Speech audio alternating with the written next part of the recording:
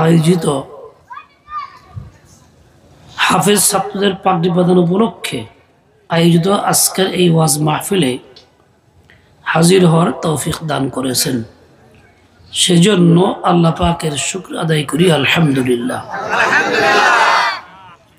শাবান মাসের 6 তারিখ শেষ হয়ে 7 তারিখের রাত শুরু হয়েছে, আর এই মাসেরই 14 তারিখ দিবাগত রাত্রকে আমাদের দেশের লোকজন শবে বরাত বলে ডাকে, এই নামে পরিচিত। যদিও এই নামটা কোরআন সুন্নাহ মোতাবেক না, কোরআনে এরকম নাম নাই, হাদিসের মধ্যেও নাই, মানুষের বানানো এই নামটা, কিন্তু এটা পরিচিত হয়ে গেছে, সবাই জানে এবং এই নামেই চিনে বলে।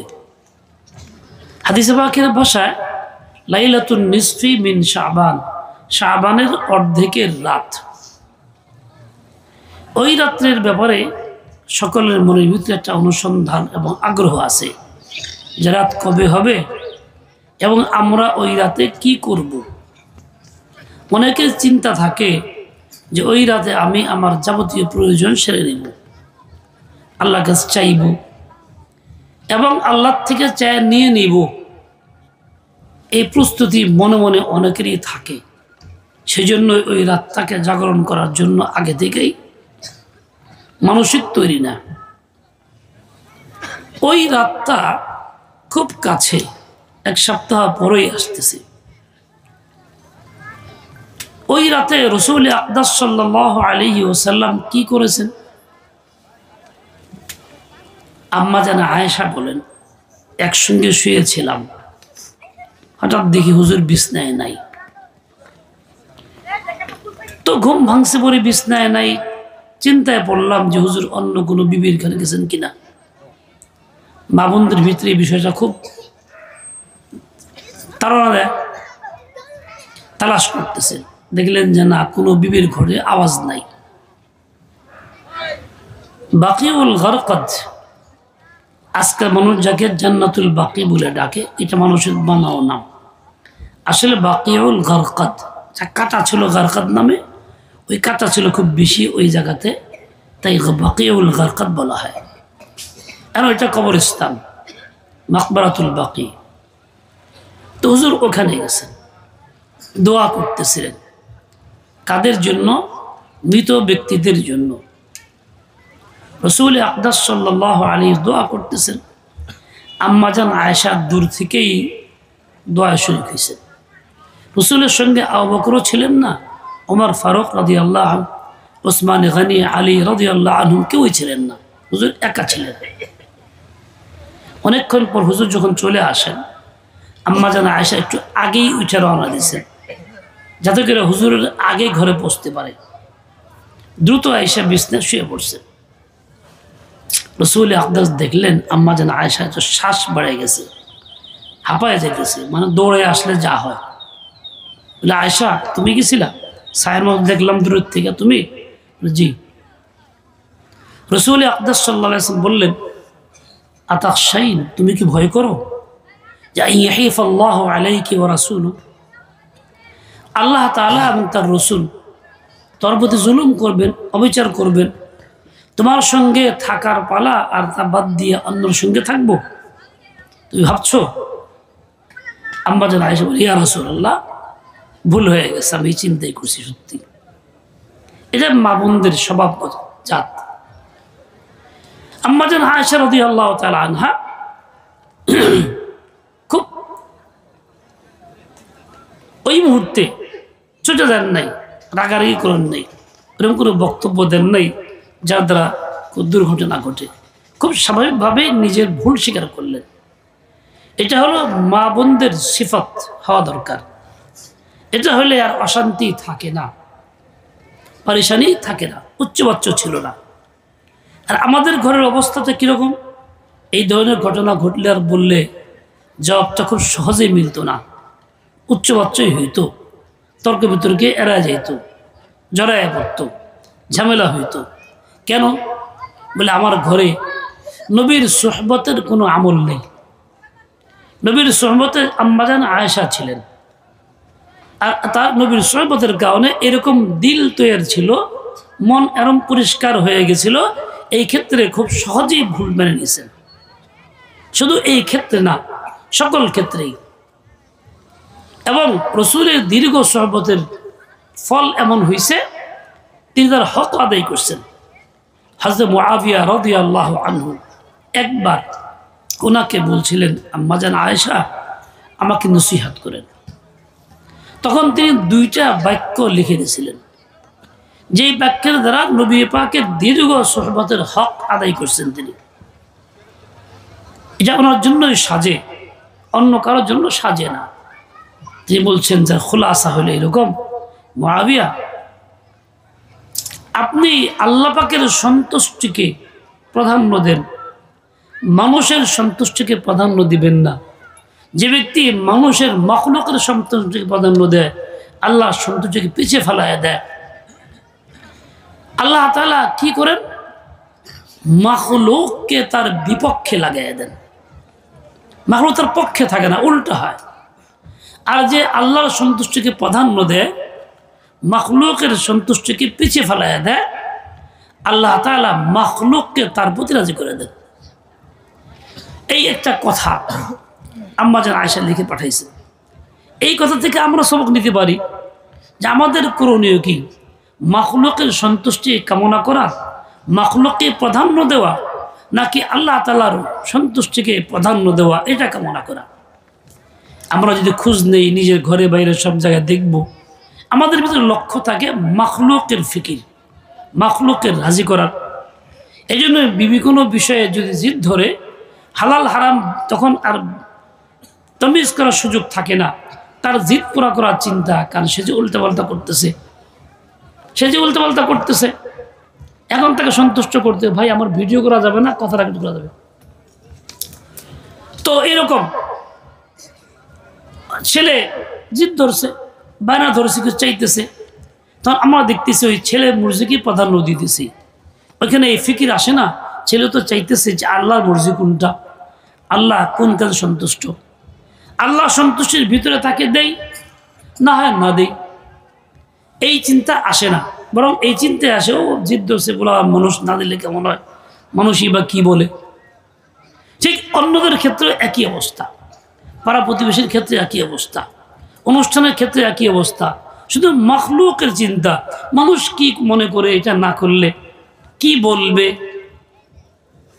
আল্লাহ পাকের বান্দার জিন্দিগিতে এমন হবে, যা নবীর সোহবতের জিন্দিগি, যে না, তার জিন্দিগিতে একটাই লক্ষ্য থাকবে যে আল্লাহ পাকের মর্জি কোন কাজে, আল্লাহ সন্তুষ্ট কোন কাজে, এবং আল্লাহ কোন কাজে নারাজ। আমার মকসদ তো আল্লাহকে রাজি করা, সুতরাং আল্লাহর রেজামন্দির ভিতরে যে কাজটা সম্ভব ওইটা করব, নাহলে করব না। আমার এক আপন মামাতো ভাই, তার একই মেয়ে বিয়ে, অনুরোধ যাওয়ার জন্য বলছে, গেছি। তো গিয়ে দেখলাম গেট করছে, গেটের মধ্যে বিভিন্ন রকম নানা রকম বাতিবুতি লাগাইছে, যেগুলো শরীয়ত সম্মত না, গান চলতেছে। গিয়ে দাঁড়াইলাম, ডাক ডুক দিলাম, বাড়িতে ছিল না। আসলো, বললাম যে ভাই এগুলি কি? তোকে পোলাবানে করছে। তো পোলাবানে করছে, আপনি তো পোলাবান না, তো আপনি এটা বন্ধ করেন।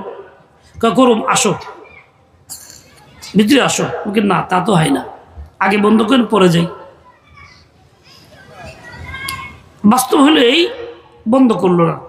কেন বন্ধ করলো না? চিন্তা হইলো যে ছেলে করছে বা মেয়ে করছে, এখন মনটা খারাপ হয়ে যাব। এটা যে একটা নাজায়েজ শরীয়ত বিরোধী কাজ, এটার জন্য আল্লাহ নারাজ, এই কাজের দিকে কোনো চিন্তা থাকলো না। চিন্তা হলো ছেলের মন নষ্ট হবে, উমুকের মন নষ্ট হবে। কেউ যতই বললাম রাজি হইল না, তাইলে আর ভিতরে ঢুকলাম না। মোল্লা সাহেব কামটা ভালো হইল না, আমাকে ভালো না হইলো, যা হওয়ার তাই হইল। কারণ আমি আপনার খুশি করার জন্য আল্লাহকে নারাজ করতে পারবো না। আমার তো আল্লাহর রেজামন্দির দরকার। আপনি রাজি হইলে কি, না হইলে কি, খুশি হইলে কি, না হইলে কি, তোমার তা খুব বেজার করলো। চলে আসলাম, আমার সাথে আমার এক খালাতো ভাই, উনিও চলে আসলো, কিন্তু উনি এই টাকা ছাড়লো না। তো বোঝা গেল কি, যে আমার প্রয়োজনটা ওনার কাছে কম, কিন্তু হারামের প্রয়োজনটা ওনার কাছে বেশি।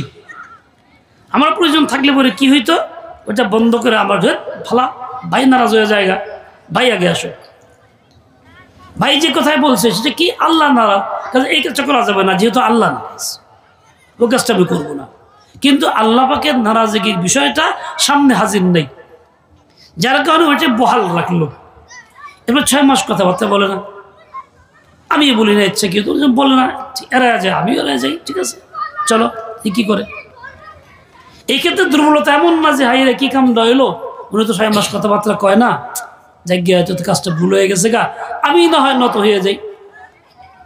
আমি নত হওয়ার মানে হলো এটা আমি না হক কাম করছি, আমি তো না হক করি নাই, আমি তো হক করছি, কাজে আমি নত হওয়ার প্রশ্ন আসে না। গেল 6 মাস পরে আল্লাহর কি ইচ্ছা, এক জায়গায় দোয়া চাইতেছে। এখন চিন্তা করলাম, এই আমি যদি ওই মুহূর্তে আল্লাহকে নারাজ করতাম, তার মান তুষ্ট করার চেষ্টা করতাম, আজকে দোয়া আমার কাছে চাইতো না সে। এখন দোয়া কেন চাইতেছে? যে না, এই লোক ঠিক আছে, আল্লাহকে রাজি করতেছে, এখন সে আমাকে দোয়া চাইতেছে। প্রাথমিক অবস্থায় এইরকম ক্ষেত্রে মনে দুর্বলতা আসে, শয়তান ধোঁকা দিয়ে আত্মীয় সম্পর্ক নষ্ট হয়ে যাবে, এই হবে সেই হবে ইত্যাদি। আরে ভাই, আসল সম্পর্ক আল্লাহর সাথে নষ্ট হয়ে গেল, এই ফিকির আমার ভিতরে পয়দা হলো না, না স্ত্রীর ভিতরে না স্বামীর ভিতরে, ফিকির পয়দা হলো অমুকের সম্পর্ক নষ্ট হবে। অমুকের সম্পর্ক থাকলেই সে আমার কি করবে, আর না থাকলে আমার কিটা হবে। এই যে আমরা এই চিন্তা করি, শয়তানের ধোঁকায় পড়ি। আচ্ছা, আমাদের বাস্তব অবস্থা হইলে এই সকল আত্মীয় স্বজনের সম্পর্ক আমাদের আছে? তা তো নাই।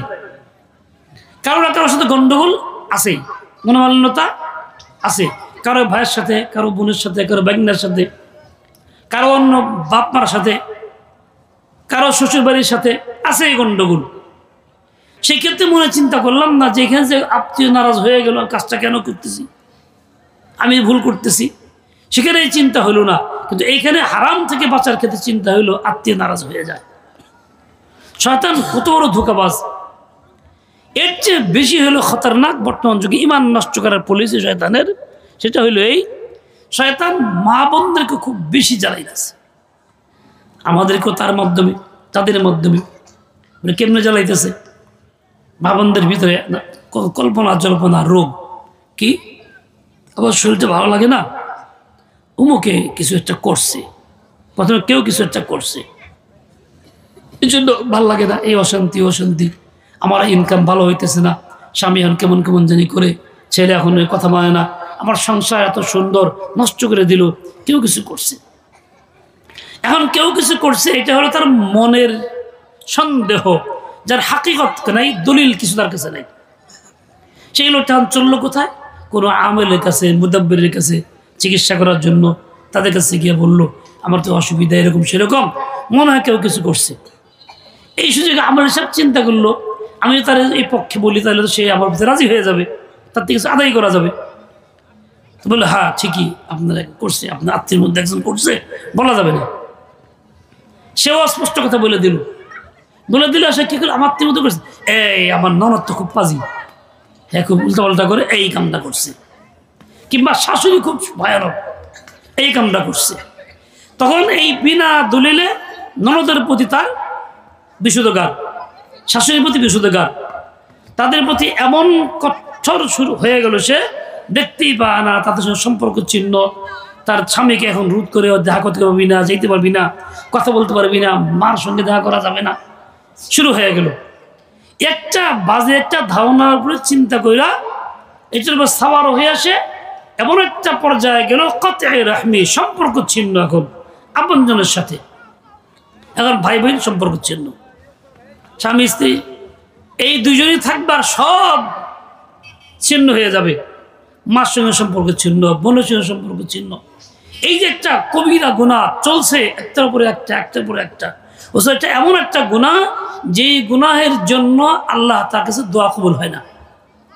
হাদিসে পাকের মধ্যে আসছে, লা তানজিলুর রাহমাতু আলা কওমিন ফীহি কাতিউ রাহমিন, আল্লাহর রহমত নাজিল হয় না ওইসব লোকদের প্রতি যাদের মধ্যে সম্পর্ক ছিন্নকারী ব্যক্তি আছে। এটা তো আল্লাহর নবী জানাই দিয়েছেন, রহমতের নবীর মাধ্যমে জানতে পারছি। তাহলে আমার যে রহমতের ফয়সালা হচ্ছে না, দোয়া কবুল হইতেছে না, আমি কত বড় বিপদগামী হইলাম, কত মাহরুম হয়ে গেলাম, পুরা কপাইলা হইলাম, এই খবর নাই, কিন্তু ধারণা কি অমুকে করছে, অমুকে করছে, অমুকে করছে, অযথা এই ধারণা করে নিজেও পরেশানিও কমলো না, শত্রুতা বাড়লো।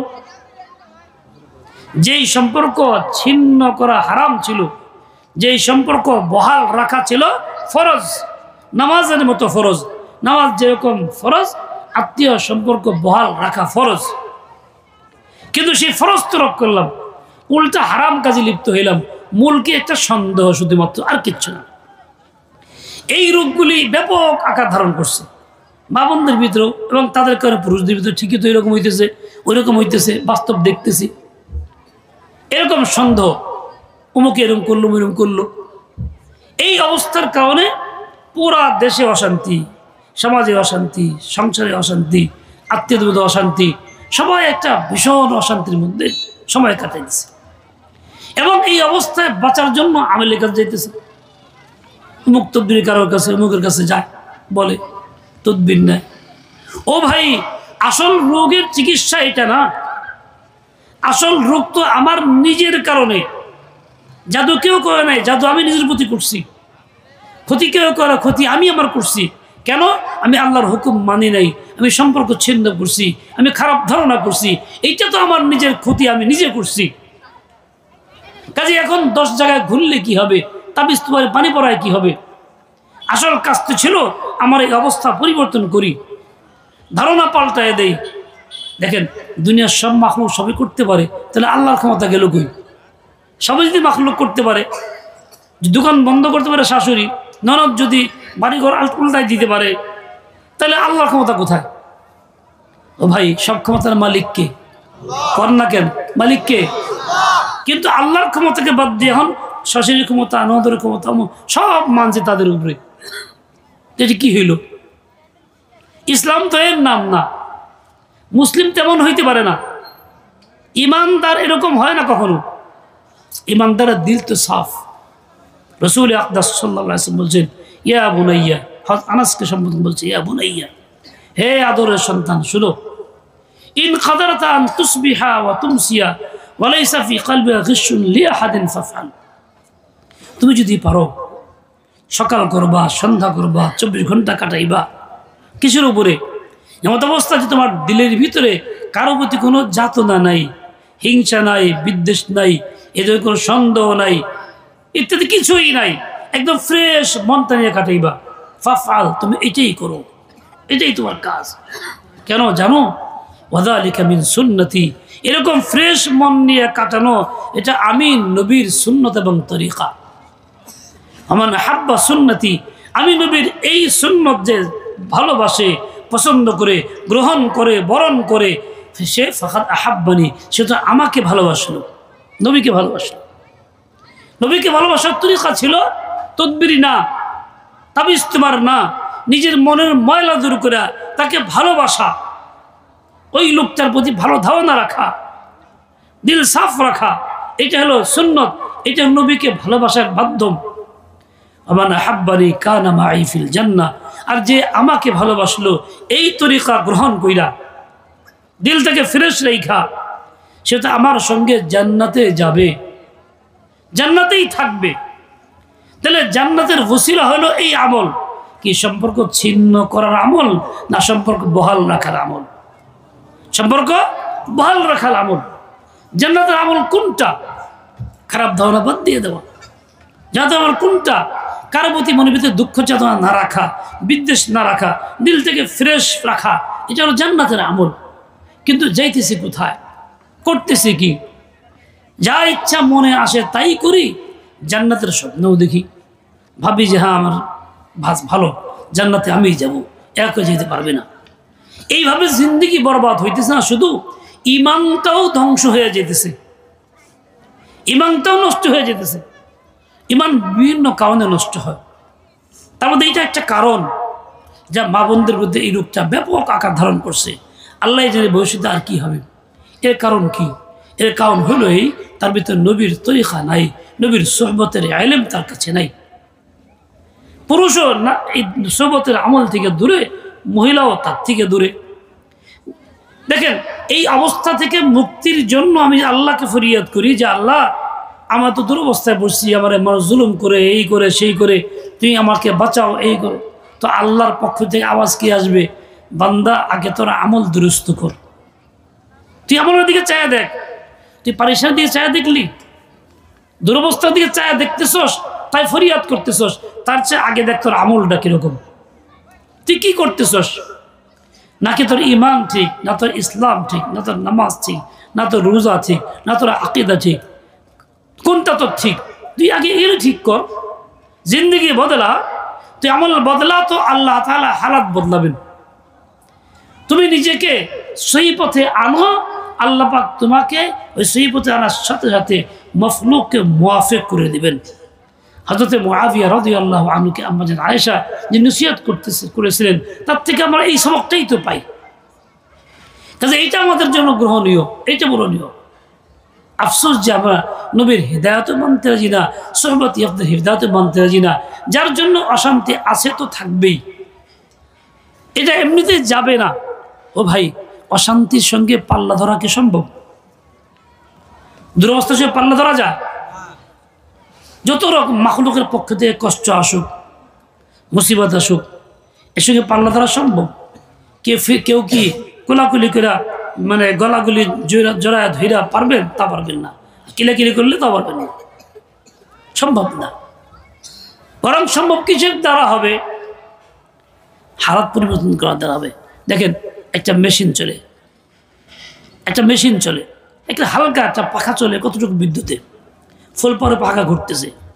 এই ফুল পরে পাখাটা আপনি হাত দিয়ে থামাইতে চান, খুব সহজ কাজ। থামাইতে গেলে একটু আঘাত লাগবে না, কাটবে করবে না, আঙ্গুল ছিঁড়বে না, ছিঁড়ে যাবে স্বাভাবিক। আর বড় স্ট্যান্ড ফ্যান্ডেল তো কথাই না, আরো বেশি দুর্ঘটনা ঘটবে।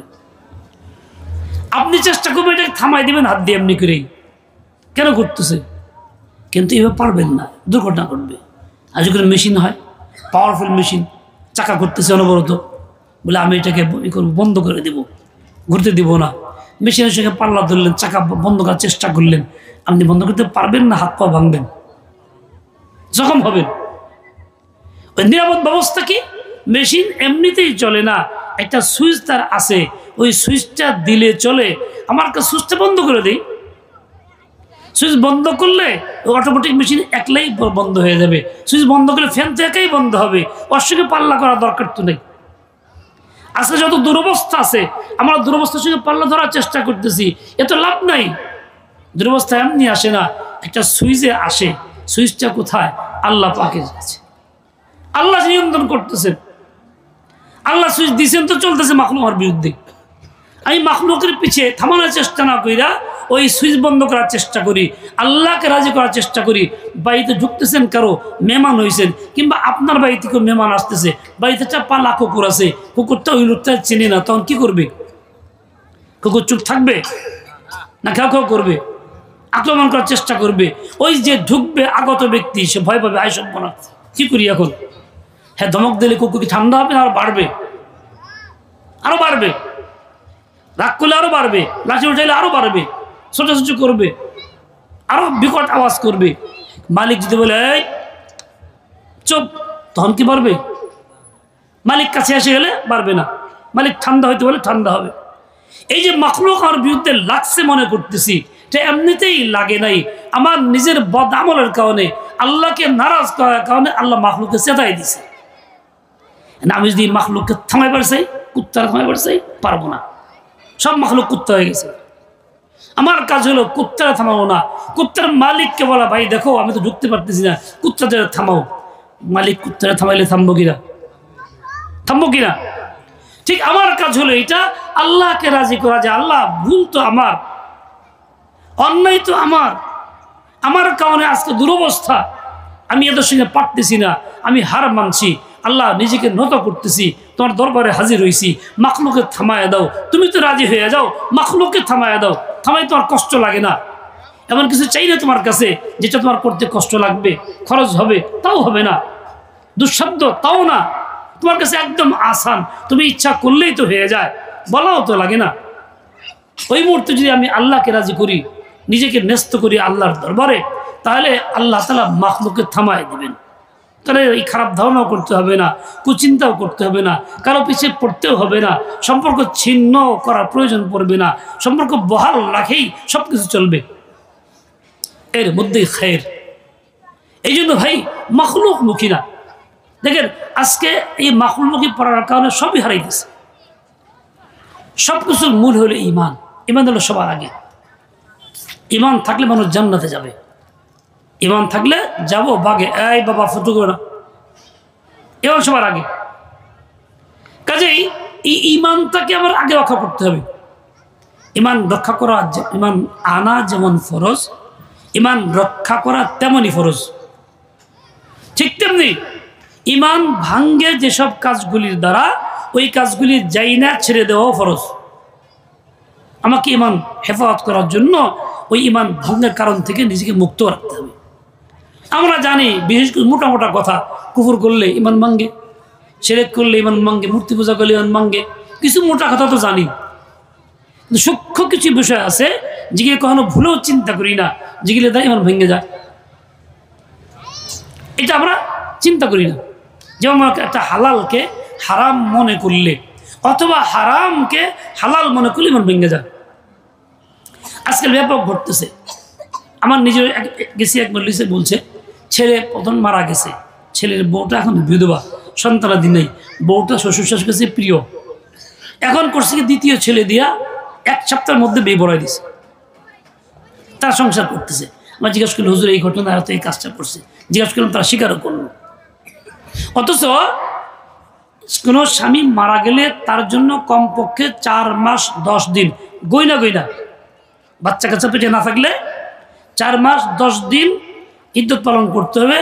যেই সময়ের মধ্যে বিবাহ সাথে চিন্তাও করা যাবে না, প্রস্তাব দেওয়া যাবে না, করাও যাবে না, করলেও সেটা হারামই থাকবে, বিয়ে হবেই না। পুনরায় আবার ইদ্যত পার হলে বিয়ে করতে হবে। এখন এইভাবে বিয়ে করলো, লিখিত বৈধ করছে আনুষ্ঠানিক, এবং ছেলে মেয়ে একসঙ্গে থাকতেছে, তারা হালাল মনে করে সংসার করতেছে। একটা হারামকে হালাল মনে করতেছে, হেবার নামাজও করতেছে। সে মনে করছে আমার তো সব ঠিক আছে, বাস্তব তো ঈমান ঠিক নেই, খতম হয়ে গেলো ঈমানটাই নেই।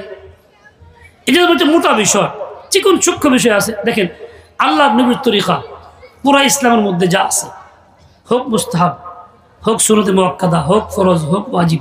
ফরজ ওয়াজিব তো চিনছি মোটা, কিন্তু সুন্নত মুস্তাহাব যেগুলি এর মধ্যে যদি কোনো একটা এমন হয় যেটা আমার কাছে পছন্দ লাগে না, ঘৃণা লাগে, দেখতে খারাপ মনে হয়, তুচ্ছ করি, তাচ্ছিল্য করি, সেই ক্ষেত্রে আদনা কামকে এইরকম তাচ্ছিল্য করার কারণে, ঘৃণা করার কারণে, অপছন্দ করার কারণে ঈমান নষ্ট হয়ে যায়, তার ঈমান থাকে না।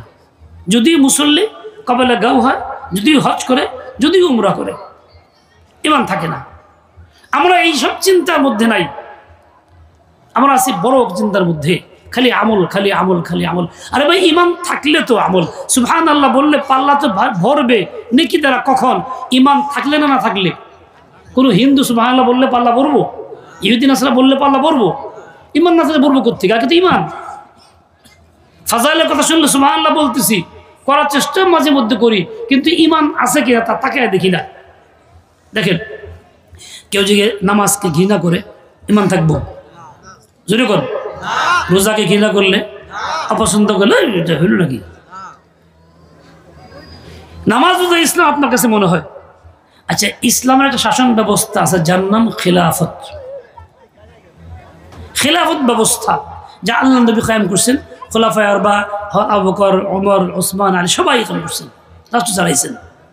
যখন কোনো শতভাগ ইনসাফ ছিল, দুর্নীতি জুলুম ছিল না, যখন দুর্বলদেরকে সাহায্য করা হইতো, যখন দুষ্টদেরকে দমন করা হইতো, শিষ্টদেরকে পালন করা হইতো। আর আমাদের যুগে যত আধুনিক পদ্ধতি, দুষ্টদেরকে পালন করা হয় আর ভালো মানুষটি কি করা হয়, আর উল্টা জুলুম অত্যাচার করা হয়, অবিচার করা হয়। কাজেই অন্য কোনো পদ্ধতিতে পৃথিবীতে শান্তি আসে না, আসবেও না। একটাই ছিল, যার নাম খিলাফত ব্যবস্থা, যার কথা কোরআনেও আছে, হাদিসের মধ্যে আছে। কেউ যদি খিলাফত ব্যবস্থার কথা কয় তা আমার কাছে ভালো লাগে না, একটু খারাপ খারাপ লাগে। কথা করেন না কেন? হাসে, জবাব দেয় না। কেউ বাধাও দিয়ে দেয়, এই করেন না, রাজনীতি করেন না হুজুর, ওয়াজ করেন। মানে ইসলামের নামাজ আছে, খেলাফতও আছে, নামাজ কইলে ওয়াজ হয়, খেলাফতের কথা কইলে ওয়াজ হয় না, এই যে বাদ। এই যে অপছন্দ লাগে, ঘৃণা লাগে, প্রতিবাদ করি, না না করলেও চুপচাপ ভাল লাগে না, অমুকটা ভাল লাগে, ধর্ম নিরপেক্ষতার পক্ষে থাকলে ভাল লাগে, সকল ক্ষমতার উৎস জনগণ এর পক্ষে থাকলে ভাল লাগলে, তখন তো এই উপরের লিবাস আছে, ভিতরে ইমান নেই। তোর বলতে হয় উপরে উপরে ফিটফাট, ভিতরে সদরঘাট। এই যে আমার এটা ভাল লাগতেছে না, আমি এটা করি না, পছন্দ করি না, খারাপ খারাপ লাগে, বলতে পারি না, আর কেউ তো বলি, এই অবস্থার দ্বারা ইমান থাকে না। ওই লোকটা যতই হাজি গাজি হোক, সেটা বেঈমান, ওই ইমান নিয়ে কবরে যেতে পারবে না। নামাজ যেমন সর্বন্ধকে মানতেছি, খুশি, এর জন্য বলি, চেষ্টা করি, না করলে কেউ ঘৃণা লাগে, ঠিক খেলাফত ব্যবস্থার মধ্যে এরকম আমার এইরকম ইকদাদ, বিশ্বাস, আমার আস্থা থাকবে। ওটা কেউ করলে ভালো লাগতেছে, কেউ বললে ভালো লাগে, আমি পছন্দ করি, আমিও বলি, আমিও করি, তার পক্ষে মতামত দেই, তবে ইসলাম হবে, তবে ইমান থাকবে। নিজেকে নিয়ে চিন্তা করি, আমি কোন প্রকৃতির ইসলামওয়ালা, কোন প্রকৃতির ইমানওয়ালা। একটা আদানা কাম মুস্তাহাবকেও যদি কেউ ঘৃণা করে, অপছন্দ করে, ঘৃণা অপছন্দ করে, কিংবা তুচ্ছ তাচ্ছিল্য করে, বিদ্রুপ করে, সেটাও তো ইমান নষ্ট হয়ে যায়। এখন দায়ী রাখছে, আর এটা তো মুস্তাহাব না, সুন্নতে মুআক্কাদা বা ওয়াজিব, দুষ্টামি করে একটা উল্টাপাল্টা করতেছে, বলে ইমান নষ্ট হয়ে যায়, থাকে না। ও ভাই, সব কিছুর আগে ইমান, তবে আমল। এই জন্য যত জায়গায় আছে জান্নাতের কথা, সব জায়গায় আগে ইমান পরে আমল আসছে। ওয়াল্লাযীনা আমানু ওয়া আমিলুস সালিহাতি লানুদখিলান্নাহুম ফিস সালিহিন। ইমান যা আছে এবং নেক আমল যে করে, ইমান আনার পরে নেক আমল, তাদেরকে আমি নেক কাজে অন্তর্ভুক্ত করব। আর কাতে আসছে লানুবওয়িআন্নাহুম মিনাল জান্নাতি গুরাফা, তাদেরকে এমন জান্নাতি স্থান দিব তাজরি মিন তাহতিহাল আনহার। শর্ত হলো ইমান আগে, পরে আমল। এই জন্য ভাই, ইমানটা ঠিক রাখার চেষ্টা করি। আল্লাহ পাক রব্বুল আলামিন আমাকে আপনাকে সহি বুঝ দিয়ে দেন, হিম্মতে আরে তৌফিক খায়র দিয়ে দেন। আমার সঙ্গে আধা ঘন্টা শেষ হয়ে গেছে। সুবহানাকাল্লাহ।